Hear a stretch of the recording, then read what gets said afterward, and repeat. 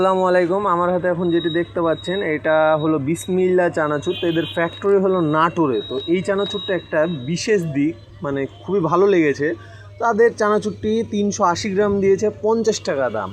তো তাদের এই চানাচুরের প্রায় আমার মনে হয় 40%ই চানাচুর, মানে চানাচুরের 40%ই বাদাম, মানে এক পাশে গোটাটা বাদাম আর এক পাশে গোটাটা চানাচুর। তো তাদের এখানে উপাদান সবই দেওয়া আছে। তো নতুন আমার মনে হয় যে মানে তারা মার্কেটে ভালো একটা স্থান দখল করতে পারবে যদি মানে তাদের সরবরাহ ঠিক রাখে এবং তারা তাদের প্রতিনিধিরা ঠিকভাবে বাজারে মাল সরবরাহ করে। আসসালামু আলাইকুম। আমার হাতে এখন যেটি দেখতে পাচ্ছেন এটা হলো বিসমিল্লা চানাচুর। তো এদের ফ্যাক্টরি হলো নাটোরে। তো এই চানাচুরটা একটা বিশেষ দিক, মানে খুবই ভালো লেগেছে। তাদের চানাচুরটি 380 গ্রাম দিয়েছে 50 টাকা দাম।